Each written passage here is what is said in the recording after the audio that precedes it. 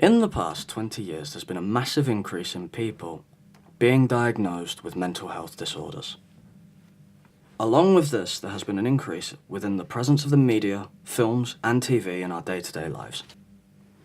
The largest group of people who have been affected by this are children and young adults under 25. 10% of this age group have been diagnosed with mental health disorders.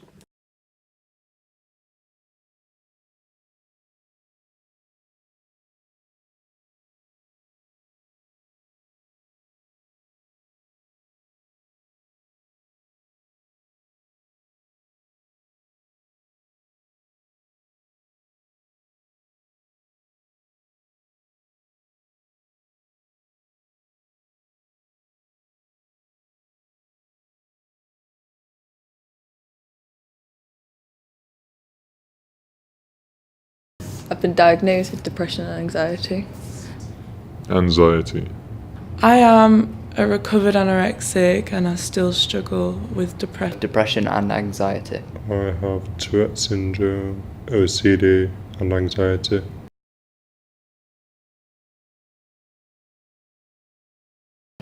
I don't think so.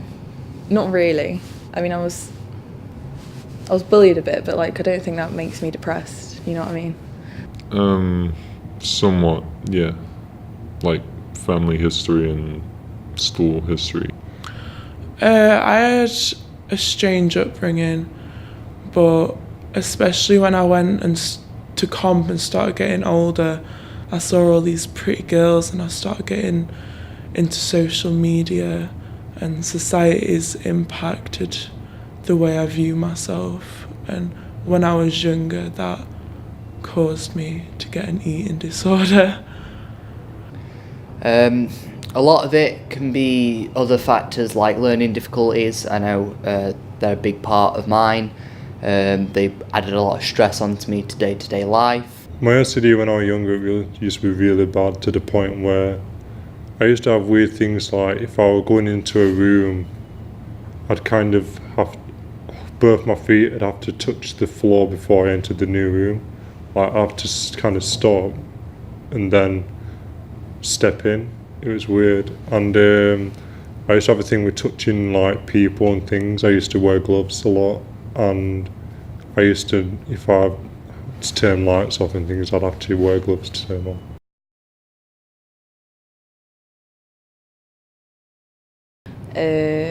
About 2 years from going through CAMHS and stuff. Probably about a year. Well, I struggled for about 2 years, and then it got to the point where I was so ill that I just got diagnosed and then sent to hospital. Well, it's different for everyone. Unfortunately, it took me a very long time. I felt personally like I was depressed since I was 12. I'd mentioned it to my mum. She said, "Oh, stop being silly." Basically glanced it off till I got to year 10, where my mum caught me self-harming and trying to kill myself. So she took me to the doctors. I got then diagnosed with depression.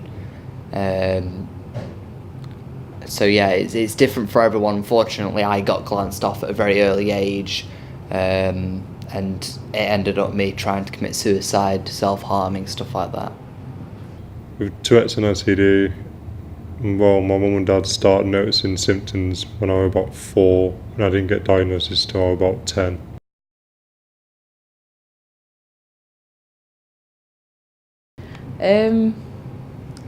I don't know.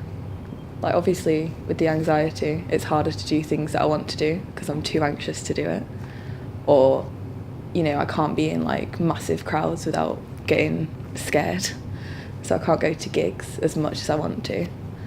And, I don't know, with depression, it's just hard to get motivated. You know what I mean? It can sometimes be difficult to build up confidence.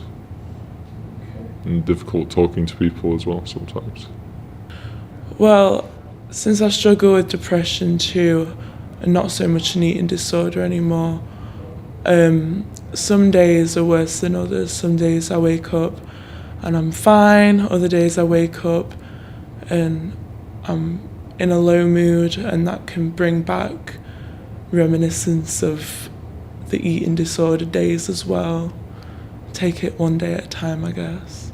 A lot. It affects me in many different ways. My mood will be down, so I won't want to interact with people. I won't want to talk to people. I won't even feel like I'm worth anything. So I put myself down quite a lot. Fortunately, I feel like I'm not able to achieve anything because of it. So I put myself down quite a bit for that. It used to be a lot worse. It's not as bad now. Because it's strange with mine. It seems to come on and then go for a long time. Like, I get it, and it's really bad, and then it just goes. The worst is, like, occasionally my eyes get really sore because I blink a lot. So, yeah.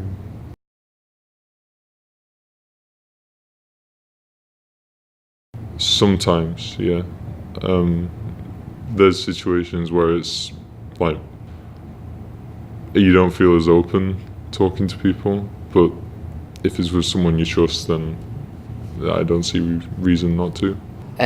Personally, no, but I understand a lot of guys and a lot of men who do struggle with talking about their feelings and any problems that they have. A lot of them are reluctant to go to the doctors, for example, and stuff like that. But me personally, I'm very quite open about it, just because I believe honesty is the best policy. I think it is because men are kind of meant to be like, nothing's meant to faze them.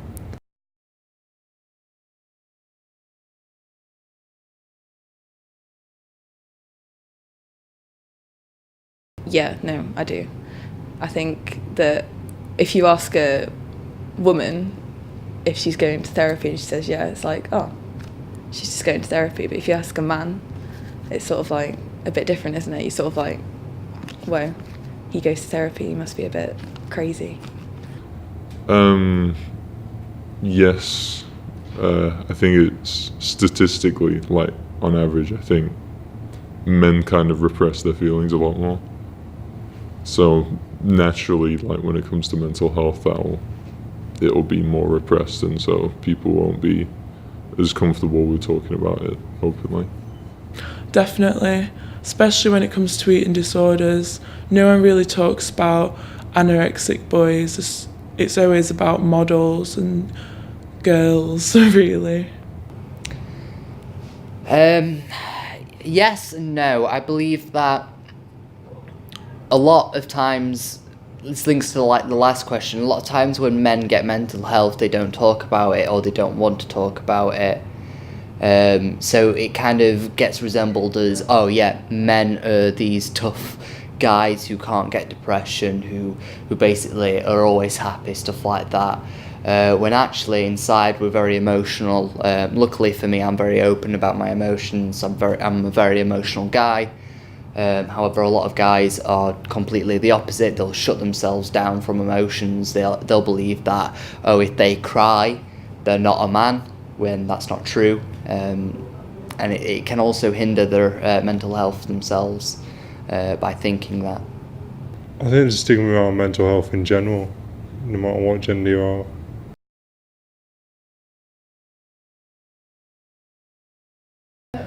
20 years ago, it was reported that only 2% of the nation's population had a mental health disorder. Now it's around 25%. What do you think caused that number to rise so dramatically? What was it, 20 years ago you said? 20 years, yeah. I mean, I feel like there's a lot less stigma around mental health, so people are more likely to go and see a professional about it and obviously get diagnosed with it. So, and I think people are more aware that people have mental health disorders now. You know, they don't just think that they're a bit loopy, they've actually got something wrong with them. I think social media has probably had a massive factor into that, because no one can really do anything without knowingly being judged in this day and age. But I also think because it's reported cases, I think that people might have grown more in sort of being open with their emotions than they were 20 odd years ago, and feel more comfortable like talking to different people about it. I feel like technology has had a factor in that. Social media can impact people, especially young minds, and cause them to think differently about themselves and about the world, which can be quite toxic. Well, personally, I know that. Personally, I believe that back then it wasn't aware. So I believe that the same amount of people that have, not the exact same, but roughly the same percentage of people that have depression now had depression back then, or any other mental illness, not just depression. And we've just become more aware of it, especially through media, and just all around awareness within schools and stuff like that, being taught about it from an early age. It's been a really good factor to awareing this. But I believe that 25% isn't all of it. There's probably going to be a lot more people, a lot higher percentage that have a mental illness of some sort, but we're just not aware of them, or they have not come forward because of it. Okay, linking back to what you said about the media, would you say that it was more damaging to people with mental health, or more better, I guess? It depends on your views of mental health. A lot of films portray mental health through depression and stuff like that, and maybe the main protagonist is going through a depressive stage, they're trying to get through it. However, I believe that the media does help with raising awareness. Even if it's portrayed badly, you're still raising awareness. So if anything, the media is helping raise awareness for mental health, even if it is portrayed badly. Social media.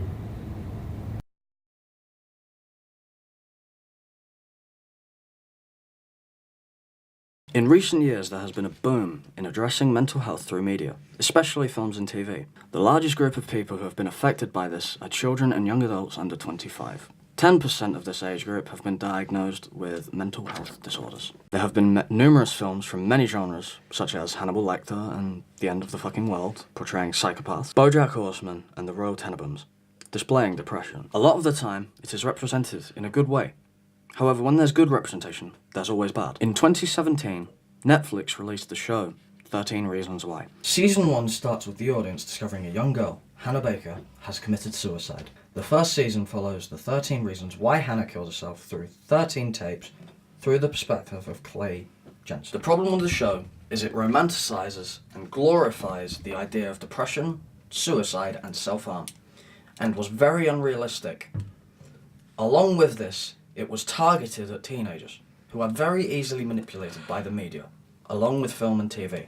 Netflix received a lot of backlash. So yeah, the idea here is that we are hearing this story through a narrator because the main character, in quotes, is actually deceased. There's a new Netflix drama called 13 Reasons Why. The criticism that the shows glorify suicide. Psychologists and critics of the show say it trivializes the act of suicide and doesn't go deep enough into the issue of mental health. Graphic depiction of suicide. Journalist Hattie Gladwell talked about this specific scene and said how it was somewhat glorifying self-harm and how the show concentrated on what people had done.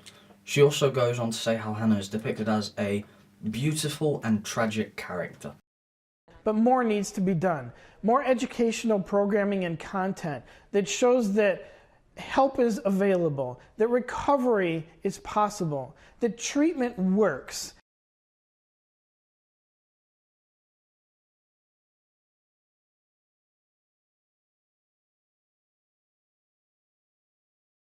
Yep, I have.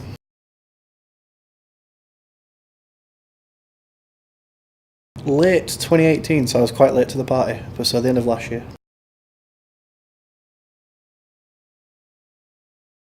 No, I thought it glamorised mental health in a way. It made it more wanted in the kind of mainstream outlook, so I felt it was very misrepresented in a way.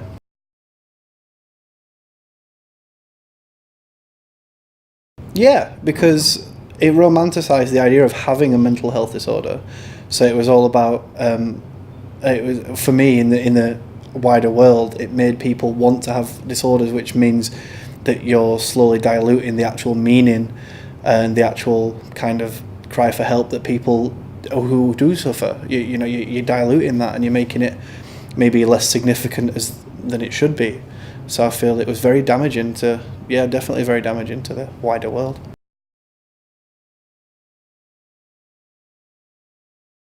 No. Basically, there were 3 girls all in America. They had no relation to each other at all. They all lived in different parts of the country. And basically, all 3 of them had killed themselves and left behind 13 tapes. Exactly like the show. Okay. That's a bit twisted, I guess. It's almost like, obviously, they definitely took inspiration from the TV show. That's kind of worrying, actually, that people would do that. Like, obviously, as media creators ourselves, we hope that people take what we do as what it should be, like entertainment value. But sometimes people are easily kind of led and they are impressionable people, and I guess it's really sad that occurred. Do you know the follow-up to it? Like, kind of what happened after? Or? I remember that a family tried to sue the people who made Okay. Why, but they lost the case because they said it isn't necessarily our fault. Yeah, I guess in a legal sense, I can understand why they'd win that case, because obviously they didn't force the girls to do that. I guess they claim that they didn't influence it. But at the same time, I can understand the parents' kind of side that clearly they didn't influence it. Why would they leave 13 tapes behind if not?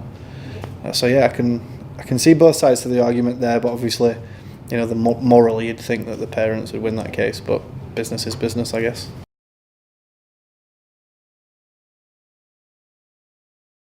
Yeah, possibly. You can see in certain episodes where she shows stereotypical signs of it, which I think again lies in that 13 Reasons Why relies heavily on like stereotypical kind of senses and triggers and that kind of thing. Whereas for a lot of people, sometimes that's not the case. So yeah, I think she is, but I think it was like a bit forced upon us that she is. It was too obvious. There was too many stereotypical kind of tells.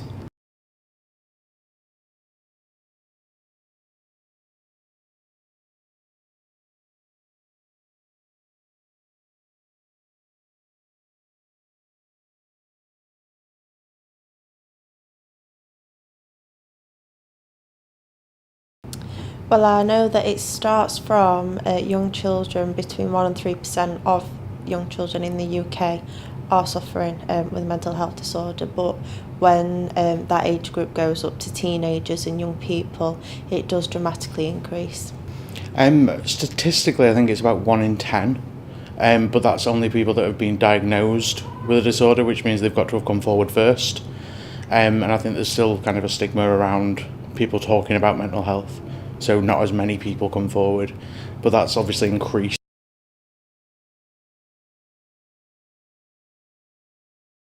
At an early age, I think it definitely relates to home life, so that the child's start in life can fully depend on how resilient they are going into adulthood. So it could be from suffering from any sort of abuse, whether that's just simply child neglect or deeper physical abuse, sexual abuse, etc. I think it can also stem from an unbalanced life, if they've not had a steady home, if they've been moved around a lot, etc. It can also stem from parent substance abuse, so it can stem from if they have parents who regularly drink alcohol, take drugs. I also think it can come from schools. I think schools play a massive part, and not being diagnosed properly. So if somebody, say, has a form of autism, a behavioural issue, an anger issue, and a school just dismisses it of them being naughty, they get put into isolation, etc., that then makes that person bottle up about the feelings, and I think that carries on throughout the life. I think it could also stem from bullying. A lot of children that have experienced quite serious bullying, that can result in mental health issues, definitely. I think there's loads of kind of determining factors. I don't think there's one particular thing. I think it's a combination of different stresses that we face. Things are a lot more easily available that maybe young people never had to deal with when in kind of years past. So things such as the internet, social media and stuff give people access instantly to certain things that they wouldn't have known about necessarily. And I think that combined with kind of the hardship that's faced by a lot of people in society, be that with finances or kind of the way that they're being brought up, I think there's so many different factors that kind of would influence that picking one is kind of impossible.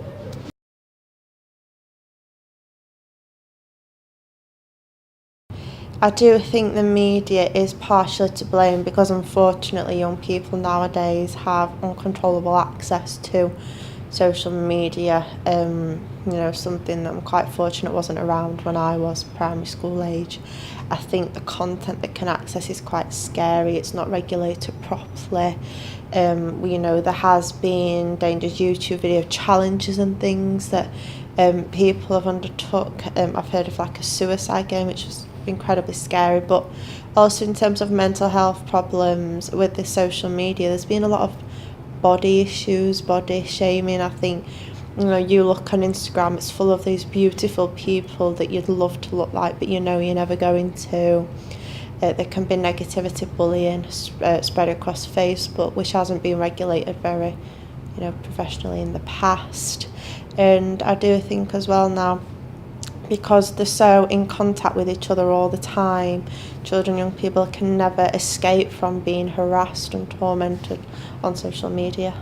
Again, I think depending on the source of the media, I don't think it's the only cause of kind of heightened emotional distress, but it's definitely a big factor because it is so widespread now. I don't think there's a person that hasn't got some form of social media, or media generally, access.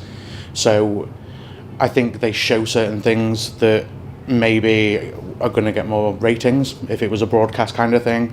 They also are edited to then put out whatever image and things is wanted to be seen by the person producing that.